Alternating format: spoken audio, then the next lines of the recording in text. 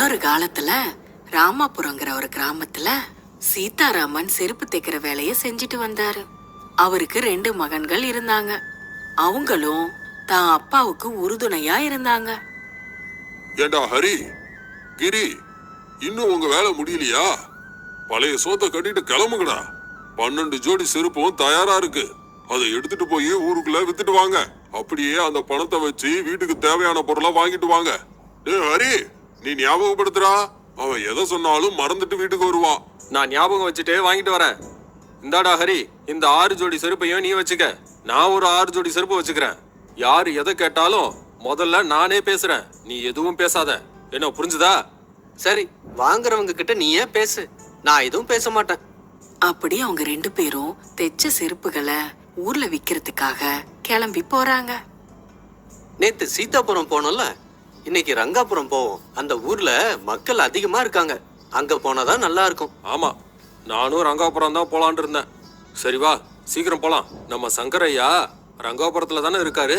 அன்னைக்கு அளவு கொடுத்தாருல, அவருக்கு கொடுக்கணும் இல்லையா? அப்படி அவங்க 2 பேரும் ரங்காபுரத்துக்கு கிளம்பி போறாங்க.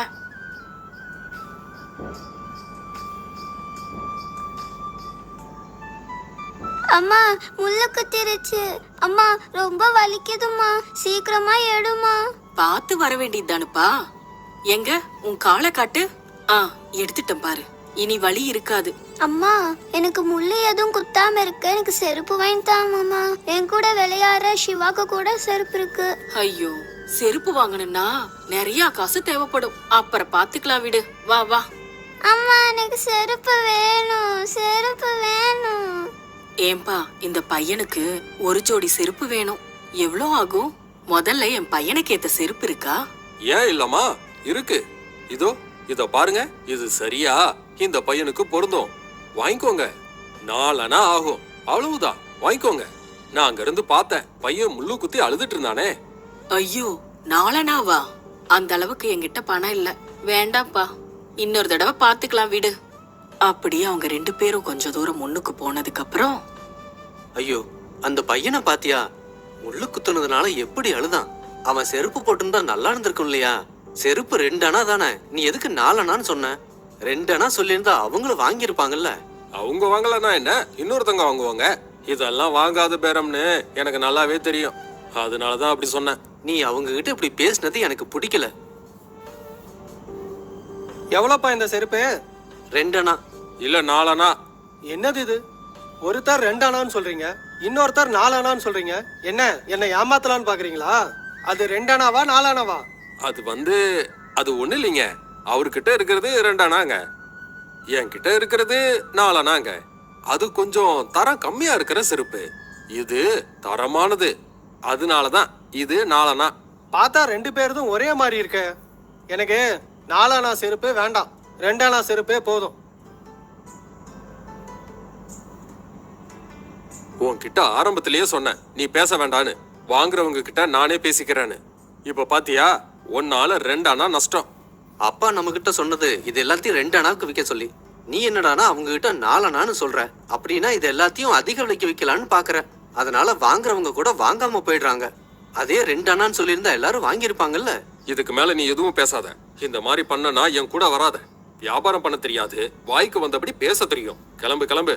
இப்போ சங்கரையா வீட்டுக்கு போலாம். அவருக்கு செருப்பு கொடுக்கணும் இல்லையா? அப்படி அவங்க 2 பேரும் சங்கரையா வீட்டுக்கு வந்து சேர்றாங்க. என்னப்பா வந்துட்டீங்களா? 2 நாள் கொண்டு வந்து தரேன்னு சொன்னீங்க, 4 நாள் ஆயிடுச்சு. எங்க காட்டுங்க, எப்படி இருக்கு? ஐயா, இந்தாங்க ஐயா, நீங்க கொடுத்த அளவுபடி செஞ்சுட்டு வந்திருக்கோம். இதை ஒரு தடவை போட்டு பாருங்க ஐயா. நல்லா இருக்கு, எனக்கு சரியா இருக்கு. அது சரி, இது எவ்வளவுப்பா? ஐயா, 5 அணா ஆச்சியா. என்னடா, என்கிட்ட சொன்னப்ப 4 அணா சொன்னீங்க, இப்ப 5 அணான்னு சொல்றீங்க. நான் மறந்துட்டேன்னு நினைச்சீங்களா என்ன? ஏன் இப்படி போய் சொல்றீங்க? ஐயா, உங்ககிட்ட சொன்னது, நாங்க கொண்டு வந்ததை நீங்க வாங்கிக்கிட்டீங்கன்னா வெறும் 4 அணா தான். நாங்க உங்க அளவை எடுத்துக்கிட்டு வீட்டுக்கு போய் அதை செஞ்சு எடுத்துட்டு வந்திருக்கோம் இல்லையா? அதனாலதான் 1 அணா அதிகங்க ஐயா. அதுலயும் இது ரொம்ப தரமானது. உங்களுக்காகவே தனியா செஞ்சு எடுத்துட்டு வந்திருக்கோங்க ஐயா. சரி சரி, இத முதல்லயே சொல்ல வேண்டியதானே. இந்த 5 அணா. ஏண்டா ஏற்கனவே சொன்ன விலையை விட எதுக்கு ஒரு அணாவை அவர்கிட்ட அதிகமா வாங்கின? இப்படி ஏமாத்துறது தப்பு இல்லையா? இப்போ ஒரு அணா அதிகமா வந்திருக்குன்னு நினைக்கிற. மறுபடியும் அவருக்கு ஏதாவது தேவைப்பட்டா அப்ப அவரு நம்ம கிட்ட வாங்காம வேற யாருகிட்டயாவது வாங்கிப்பாரு. உனக்கு எப்படி பேசுறதுன்னே தெரியாது. இதுல என்னையே தப்பு சொல்றியா? கிளம்பு. அப்படி அவங்க 2 பேரும் ஊர் முழுக்க சுத்தி மத்த செருப்புகள் எல்லாத்தையும் வித்துட்டு திரும்ப வீட்டுக்கு கிளம்பி போறாங்க. போற வழியில தேவையான பொருட்களை எல்லாம் வாங்கிட்டு வீட்டுக்கு போய் சேர்றாங்க. ஏண்டா எல்லாம் வித்துட்டீங்களா இல்லையா? இல்ல திருப்பி எடுத்துட்டு வந்துட்டீங்களா? எல்லாம் வித்துட்டோம்ப்பா. நாளைக்கு நீ கொஞ்சம் நிறுத்துறியா? இந்தாங்கப்பா வித்ததுல வந்த பணம். இதுல கொஞ்சம் பொருட்கள் வாங்க செலவு பண்ணிருக்கோம். நாளையில இருந்து இவனோட நான் போக மாட்டேன். இன்னும் நிறைய லாபம் வர வேண்டியது இவனால கம்மியா வந்திருக்கு. என்ன ஆச்சு? இவன் என்ன பண்ணா? நஷ்டம் ஒண்ணும் வரல. பணம் நல்லா தானே வந்திருக்கு. ஆமா, அந்த பணம் நான் வித்ததுனால வந்தது. இவன் எல்லாருக்கும் கம்மி விலையில விற்க பாக்குறான். நான் 2 அணா மதிப்பு உள்ளத 4 அணாக்கு வித்தேன். அதனாலதான் இவ்வளவு பணம் வந்திருக்கு. நான் 2 அணாக்கு விற்க சொன்னா நீ எதுக்கு 4 அணாக்கு வித்த? நாளைக்கு வாங்கினவங்க மறுபடியும் வாங்க வேண்டாமா? நீங்களும் இப்படியே பேசினா இப்படி? அவங்க வாங்கலன்னா என்ன, இன்னொருத்தங்க வாங்குவாங்க. எப்பவும் ஒருத்தருக்கே விற்க முடியாது இல்ல? அப்படி எப்படி சொல்ற? சரி, இன்னைக்கு எப்படியோ வித்து முடிச்சிட்ட. நாளையில இருந்து 2 அணாவுக்கே வித்துரு. ரொம்ப புத்திசாலின்னு நினைச்சுக்காத. என்ன புரிஞ்சுதா? அப்புறம் மறுநாள் காலையில 2 பேருக்கும் அப்பா மறுபடியும் அவங்க கிட்ட செருப்புகளை கொடுத்து அனுப்புறாரு. அதை எடுத்துக்கிட்டு திருமணம் வரைக்கும் போனதுக்கு அப்புறம் கிரிக்கு ஹரியோட போறது பிடிக்காம இப்படி சொல்றாரு. டே ஹரி, இன்னைக்கு நீ ஒரு ஊருக்கு போ, நான் ஒரு ஊருக்கு போறேன். அவங்க வழியில போலாம். மறுபடியும் சாயங்காலமா இந்த இடத்துல சந்திக்கலாம். அதுக்கப்புறம் வீட்டுக்கு போலாம். நான் இல்லாம நீ எத்தனை செருப்பு விக்கிறேன்னு நானும் பாக்குறேன். ஏன் இப்படி எல்லாம் சொல்ற? அப்பா 2 பேரையும் சேர்ந்து தானே போக சொன்னாரு. அவருக்கு தெரிஞ்சு ஏதாவது சொல்ல போறாரு. அவர் ஏதாவது சொன்னா நான் பாத்துக்கிறேன். நீ போயிட்டு வா. அப்படி கொஞ்ச தூரம் போனதுக்கு அப்புறம் கிரிக்கு ஒருத்தர் எதிரில வந்து, ஏன்பா இதெல்லாம் தோல்ல தைச்ச செருப்பா? ஜோடி எவ்வளோ? ஆமாங்க, இது எல்லாம் தோல்ல தச்ச செருப்பு தான். ரொம்ப தரமானது. ஒரு ஜோடியோட விலை 4 அணா.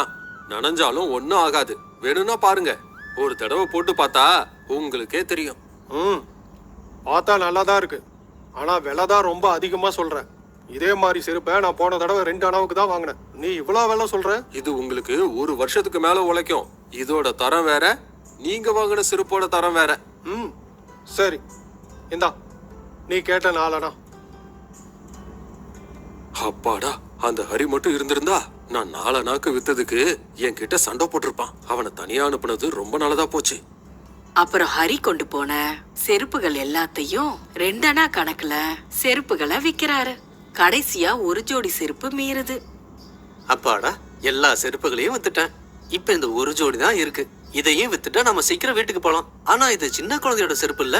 இதை விக்கணும்னா கொஞ்சம் கஷ்டம்தான். ஆனாலும் முயற்சி பண்ணலாம். அப்படி போய்கிட்டு இருக்கும் போது நேத்து பார்த்து அந்த அம்மாவும் சின்ன பையனும் எதிரில வராங்க. ஹரிக்கிட்ட இருந்த செருப்பை பார்த்து மறுபடியும் அந்த குட்டி பையன் அடம் பிடிக்க ஆரம்பிக்கிறான். அவங்க அம்மா அவனுக்கு ஆறுதல் சொல்ல முயற்சி பண்றாங்க. இத பார்த்த ஹரி, ஏமா மறுபடியும் உங்க பையன் செருப்பு வேணும்னு அடம் பிடிக்கிறான்ல, அவனுக்காகவாது இதை வாங்கிக்கலாம்ல. என்னன்னு சொல்றது, அவன் கூட விளையாடுற பசங்கள்லாம் செருப்பு போட்டு சுத்துறத பார்த்து இவனும் கேட்க ஆரம்பிச்சிட்டான். நாங்க ஏழை, அன்னைக்கு வேலை சாப்பாட்டுக்காக அன்னைக்கே வேலை செஞ்சு சம்பாதிக்க வேண்டியது இருக்கு. இவனுக்கு சரியான சாப்பாடு போட்டா போதுன்னு நினைச்சா இவன் கேக்குற செருப்பை நான் எங்க இருந்து கொண்டு வரது? அம்மா, இதோட விலை 2 அணா. இத உங்களுக்கு 1 அணாவுக்கு தரேன். உங்களுக்கு வேணும்னா வாங்கிக்கங்க. நேத்து என்னடானா இதனோட விலை 4 அணான்னு சொன்னீங்க. இப்ப 1 அணாவுக்கே குடுக்கறேன்னு சொல்றீங்க. இந்த பையன் சந்தோஷமா இருக்கணுங்கிறதுக்காக தான் அந்த விலைக்கு தரேன். வாங்கிக்கங்க. எனக்கு 1 அணா கொடுங்க, அது போதும். அந்த அம்மா 1 அணா கொடுத்து ஹரி கிட்ட செருப்பு வாங்கிட்டு போறாங்க. அந்த குட்டி பையனோட சந்தோஷத்தை பார்த்து ஹரியும் ரொம்ப சந்தோஷமா கிரிய சந்திக்க அவரு இடத்துக்கு வராரு. அங்க கிரி இவருக்காக காத்துக்கிட்டு இருக்காரு. ஏண்டா 6 ஜோடி விக்கிறதுக்கு இவ்வளவு நேரமா?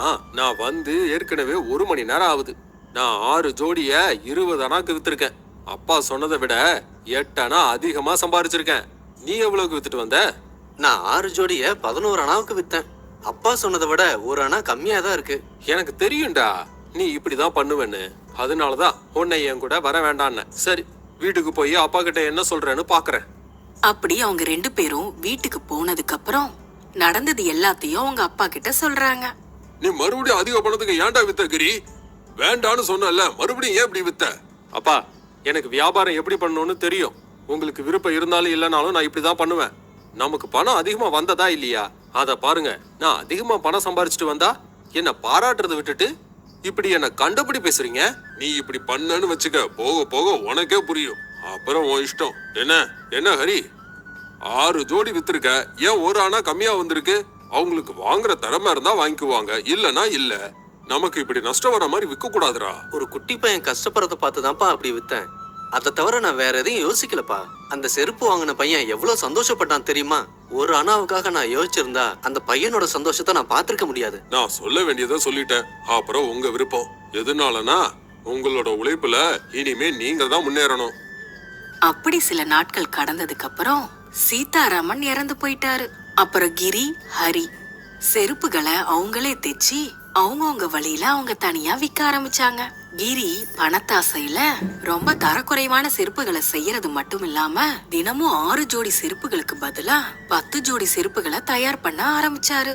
ஹரி, நாம வளர்ந்துட்டோம். இனி அவங்க வழி. நான் தினமும் 10 ஜோடி தயார் பண்ணா நீ வெறும் 6 ஜோடி தான் தயார் பண்ணிட்டு இருக்க. நான் இந்த வீட்டுல இருக்கலான்னு இருக்கேன். நீ வேணா பக்கத்துல ஒரு வீடு கட்டிக்கோ. நானும் இங்க இருக்க மாட்டேன். நானும் பக்கத்துல ஒரு வீடு கட்டி அங்கேயே தங்கிக்கிறேன். ஆனா ஒண்ணு மட்டும் சொல்றேன் கிரி, நீ நிறைய செருப்பு விக்கணுங்கிற ஆசையில ரொம்ப தரம் குறைவான செருப்பை செய்யற. அது உனக்கு நல்லது இல்ல. நீ ஒண்ணு எனக்கு சொல்ல தேவையில்ல. இனிமேல் உன் வழி ஒண்ணுது, என் வழி என்னது. அப்படி அவங்க 2 பேரும் பிரிஞ்சு போய் ஹரி பக்கத்திலேயே ஒரு சின்ன குடிசை போட்டுக்கிட்டு தான் வேலைய செஞ்சுக்கிட்டு இருந்தாரு. அப்படி இருக்கும்போது ஒரு நாள் வீட்டு வாசல்ல செருப்பு தைச்சுக்கிட்டு இருந்த ஹரி கிட்ட ஒரு வயசான மனிதர் வந்து, ஐயா, சாப்பிட்றதுக்கு ஏதாவது இருந்தா கொடுங்க ஐயா, ரொம்ப பசிக்குதுங்க ஐயா, சாப்பிட்டே 2 நாள் ஆச்சு. ஐயோ, ரொம்ப சோர்ந்து போயிருக்கீங்க. இந்தாங்க, இந்த 2 ரொட்டியை சாப்பிடுங்க. இப்போ உங்க பசி தீர்ந்துச்சா? என்ன உங்க கால் இப்படி வீங்கி போயிருக்கு? செருப்பு போட்டுக்க வேண்டியதானே? சாப்பிட்றதுக்கே வழி இல்லை. நான் எங்க இருந்தையா செருப்பு வாங்கிக்கிறது? வெயிலையும் மழையிலையும் சுத்துறதுனால என் கால் இப்படி வீங்கி போச்சு. நான் என்ன பண்றது ஐயா? தாத்தா, நீங்க வருத்தப்பட தேவையில்லை. இந்தாங்க, இந்த செருப்பை போட்டுக்கங்க. இந்த பணத்தையும் வச்சுக்கோங்க. உங்களுக்கு பசி எடுத்துச்சுன்னா என்கிட்ட வாங்க, நான் உங்களுக்கு சாப்பாடு கொடுக்குறேன். சரியா? நீ எவ்வளோ நல்லவன்பா. நீ நல்லா இருக்கணும். அப்படி கஷ்டத்துல இருக்கிறவங்களுக்கு தன்னால முடிஞ்ச உதவிகளை பண்ணிக்கிட்டு தன்னோட வேலைய செஞ்சுக்கிட்டு இருந்தாரு. அப்படி இருக்கையில ஒரு நாள் ஒரு சன்னியாசி நேரா அவர்கிட்ட வந்து, ஏன்பா ஹரி, நல்லா இருக்கியா? வணக்கம்யா. யார் நீங்க? உங்களை எனக்கு அடையாளம் தெரியலையே. என் பேர் உங்களுக்கு எப்படி தெரியும்? என்ன இதுக்கு முன்னாடி உங்களுக்கு தெரியுமா? உன்னை எனக்கு நல்லாவே தெரியும். ஆனா என்னதான் உனக்கு தெரியாது. யாரோட முகத்தையாவது நான் பார்த்தா அவங்க எப்பேற்பட்டவங்கிறத தெரிஞ்சுக்கிற சக்தி எனக்கு இருக்கு. நீ செஞ்ச நல்ல காரியங்கள், தான தர்மங்கள் எனக்கு ரொம்ப பிடிச்சிருக்குப்பா. உனக்கு கிடைக்கிற கொஞ்சம் வருமானத்திலேயே நீ இத்தனை நல்ல காரியங்களை செய்யற. இதே உன்கிட்ட அதிக பணம் இருந்தா இன்னும் நிறைய நல்ல காரியங்களை செய்வேன். அந்த மாதிரி எல்லாம் ஒண்ணு இல்ல. என் முன்னாடி யாராவது கஷ்டப்பட்டு இருந்தா அதை என்னால தாங்கிக்க முடியாது. நான் உடனே அவங்களுக்கு உதவி பண்ணணும்னு நினைப்பேன். அவ்வளவுதானே தவிர இப்ப என் சம்பாத்தியம் எனக்கு போதும். நான் ரொம்ப சந்தோஷமா தான் இருக்கேன். நான் உனக்கு ஒரு வைர கல்ல தரேன். இது ரொம்ப விலை உயர்ந்தது. நீ இத வித்தா எக்கச்சக்க பணம் வரும். அத வச்சு நீ இன்னும் நிறைய பேருக்கு உதவ முடியும். உனக்கு ஏத்தபடி பெரிய மாளிகையை உருவாக்கிக்கலாம். சுகமா சந்தோஷமா இருக்கலாம். இந்தா வாங்கிக்கோப்பா. நான் கிளம்புற நேரமாச்சு. நீங்க சொல்றது நல்லாதான் இருக்கு. இப்ப நான் செருப்பு தச்சுக்கிட்டு இருக்கேன். என் கை சுத்தமா இல்ல. நீங்களே ஒரு துணியில மடிச்சு இந்த குடிசை ஓலையில வைங்க. நான் அதை அப்புறமே எடுத்துக்கிறேன்.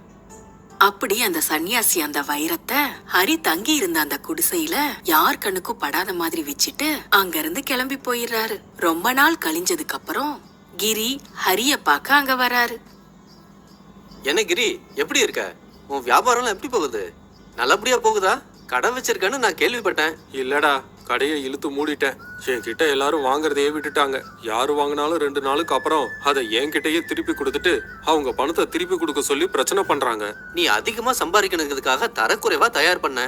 அதுல விலையும் அதிகமா வித்துக்கிட்டு இருந்த. நான் எத்தனை தடவை சொன்னாலும் நீ கேட்கல. இப்ப என்ன நடந்துச்சு பாத்தியா? ஆமா ஹரி, நீ சொன்னது உண்மைதான். நான் அப்ப கண்டுக்கல, இப்ப அனுபவிக்கிறேன். அங்க மட்டும் இல்ல, நான் எங்க கடை வச்சாலும் என்ன அடையாளம் கண்டுகிட்டு என்கிட்ட வரவே மாட்டேங்கிறாங்க. வருத்தப்படாத கிரி, நீ இங்கே இரு, நான் பாத்துக்கிறேன். என் வியாபாரம் நல்லதா இருக்கு. என்கிட்ட வாங்குறவங்க வேற இடத்துல வாங்க விருப்பப்பட மாட்டாங்க. தரம் பிடிச்சு வாங்குறவங்க என்கிட்டயே வாங்க சொல்லி அடுத்தவங்களுக்கும் சொல்லி விடுறாங்க. அப்படி 2 பேரும் சேர்ந்து மறுபடியும் தங்களோட தொழிலை செய்ய ஆரம்பிக்கிறாங்க. ஒரு நாள் வைரத்தை கொடுத்த சன்னியாசி ஹரிய பார்க்க அங்க வராரு. என்னப்பா ஹரி, உனக்கு வைரத்தை கொடுத்தல்ல, அதை வித்திருந்தா எக்கச்சக்க பணம் வந்திருக்கும்ல. ஆனா நீ இன்னும் இங்கேயே இருக்கியே. நீ இன்னும் பெரிய மாளிகையில இருப்பேன்னு நினைச்சேன். ஐயா, நீங்க வைரத்தை எங்க வச்சீங்களோ அது அங்கேயே இருக்கு. நான் அதை எப்போவாவது பார்த்தேன்னு வச்சுக்கோங்க, அதை வித்து பணத்தை அடையணும்னு ஆசை வரும். நான் எப்போ கஷ்டப்படாம வர்ற பணத்தை பாக்குறேனோ அப்பல இருந்து நான் இன்னும் நிறைய பணம் சம்பாதிக்கணுங்கிற ஆசையும் வரும். அப்ப நான் தப்பு செய்யறதுக்கும் தயங்க மாட்டேன். நான் இப்ப சந்தோஷமா இருக்கேன். எனக்கு வர்றதுல அடுத்தவங்களுக்கு உதவியும் பண்றேன். அதுவே எனக்கு முழு நிம்மதியை தருது. அந்த வைரத்தை நீங்களே எடுத்துக்கிட்டு போங்க சாமி. அருமை ஹரி, கஷ்டப்படுறதுலதான் மனுஷன் நிம்மதியா வாழ முடியும்னு புரிஞ்சுக்கிட்டேன். நீ இதே மாதிரி 10 பேருக்கு உதவி பண்ணிக்கிட்டு சந்தோஷமா இருக்கணும்னு ஆசீர்வாதம் பண்றேன். அப்படி ஹரி இருக்கிறத வச்சு சந்தோஷப்பட்டு அடுத்தவங்க பொருளுக்கு ஆசைப்படாம தான் அண்ணனோட சேர்ந்து சந்தோஷமா வாழ்ந்து வந்தாரு.